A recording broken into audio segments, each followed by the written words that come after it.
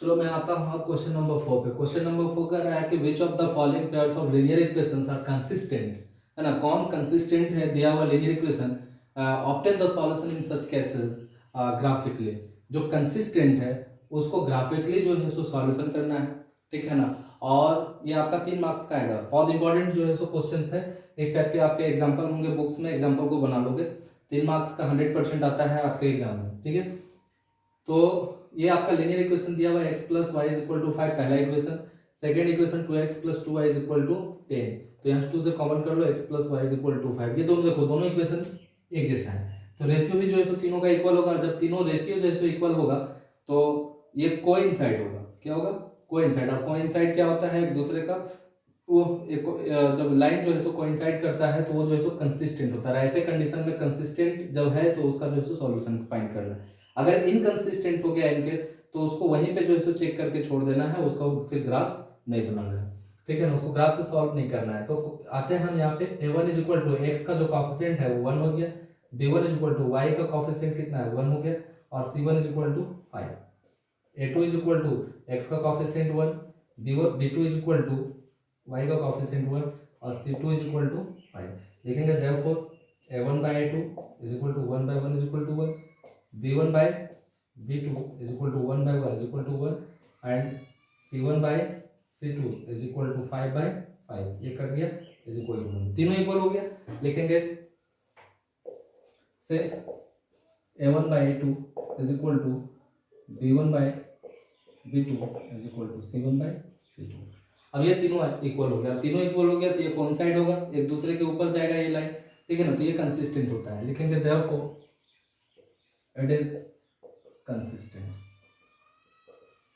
और अगर ये कंसिस्टेंट है तो कह रहा है कि in this case find the solution graphically, ठीक है ना, बाय ग्राफिकली। आप इसको जो है सो सॉल्यूशन फाइंड करना है ग्राफिकली से, मतलब ग्राफ बना करके जो है सो जहां पे एक दूसरे को इंटरसेक्ट कर, जब कोइंसाइड है तो एक लाइन के ऊपर दूसरा लाइन ही जाएगा, है ना। तो अब इसको देखते हैं ग्राफ बना करके। From first x plus Y is equal to 5,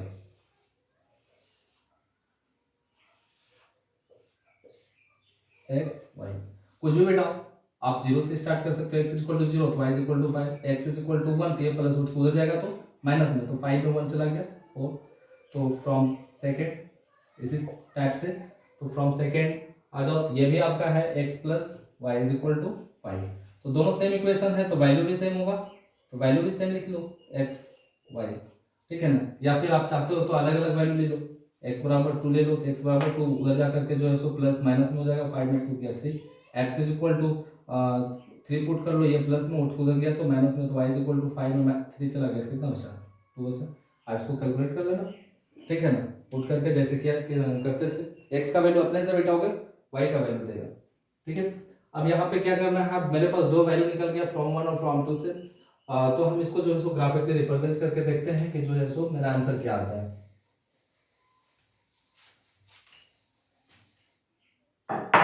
okay, अब यहाँ पे आते हैं तो x का मैक्सिमम वैल्यू 3 तक और y का मैक्सिमम वैल्यू 5 तक।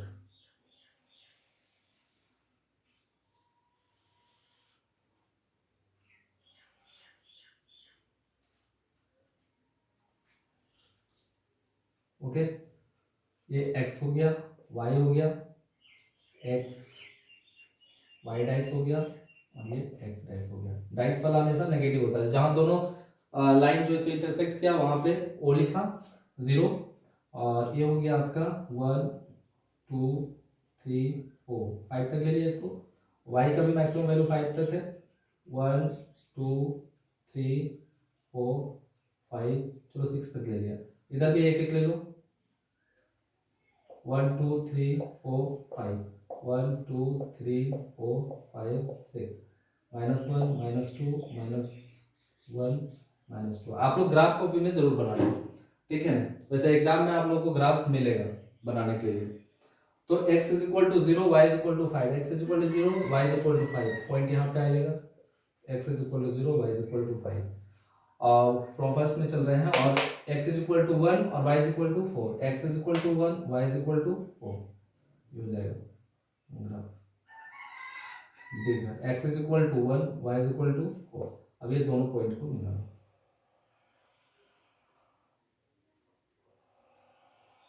ओके, ये आपका इक्वेशन नंबर फर्स्ट हो गया। अब इक्वेशन नंबर सेकंड में आ जाओ, तो x is equal to 2, Y is equal to 3, x is equal to 2, Y is equal to 3 मिल रहा है यहाँ पे, ठीक है ना। See x is equal to 2, Y is equal to 3, x is equal to 3, Y is equal to 2, x is equal to 3, Y is equal to 2, यहाँ पे पॉइंट कर रहा है, तो ये 2 पॉइंट हुआ, तो यहीं पे जाएगा, इसी पे जाएगा, कोइंसाइड हुआ, एक लाइन दूसरे लाइन के ऊपर हुआ। इसका मतलब जो हुआ है, ये दोनों लाइन जो है सो एक दूसरे को जो है सो हर एक पॉइंट पे जो है सो इंटरसेक्ट कर रहा है। जब हर एक पॉइंट पे इंटरसेक्ट कर रहा है तो इसका एग्जैक्ट वैल्यू नहीं, नंबर ऑफ इनफिनाइट वैल्यू होगा, ठीक है। लिखेंगे we see that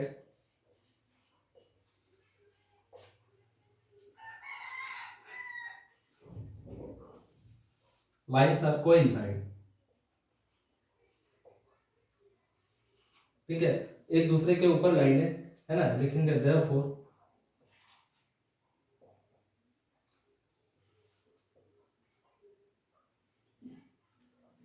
it has number of infinite solution।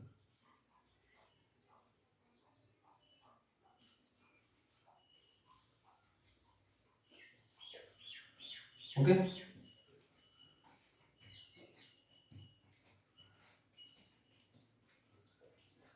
तो इसको कर लेना।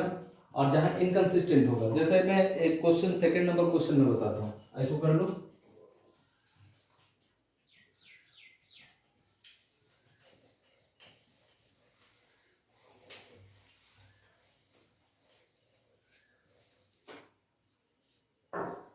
अब क्वेश्चन नंबर जो है सो सेकंड में कह रहा है इसी का x minus Y is equal to 8, equation number first, and 3x minus 3y, 3x minus 3y is equal to 16, equation number second, ठीक है ना। तो a1 is equal to x का कोएफिशिएंट 1 हो गया, b1 is equal to y का coefficient -1 और c1 is equal to 8, ठीक है ना। a2 is equal to 3, b2 is equal to -3 और c2 is equal to 16। Compare करो, a1 by a2 1 by 3, b1 by b2 is equal to -1 by -3 is equal to 1 by 3, ये दो equal है तो तीसरा भी निकालेंगे, and c1 by c2 is equal to 8 by 16, 1 by 2। अब याद रखो ये और ये इक्वल है, लेकिन ये इक्वल है नहीं है, नहीं है तो ये क्या होगा, लाइंस पैरेलल होगा। लिखेंगे since a1 by a2 is equal to b1 by b2 is not is equal to c1 by c2, ये लाइन पैरेलल होगा, मतलब एक लाइन ऐसे गया दूसरा लाइन ऐसे जाएगा, कहीं कभी एक दूसरे को मिलेगा नहीं, एक दूसरे को इंटरसेक्ट नहीं करेगा, तो इसका ग्राफ नहीं बनाना है, क्योंकि बोला है कि जो कंसिस्टेंट है उसी को बनाना है, और जो पैरेलल लाइन क्या होता है, इनकंसिस्टेंट होता है। लिखेंगे देयरफॉर इट इज इनकंसिस्टेंट, तो इसको यहीं पे हमको छोड़ देना, ओके। तो आज के लिए जो है सो इतना काफी है। क्वेश्चन नंबर 5 से मैं कल बताऊंगा, ओके। कल के क्लास में सब एक्टिव रहना, ठीक है ना। कल मैं 3.2 को लास्ट कर दूंगा, ओके। Thank you.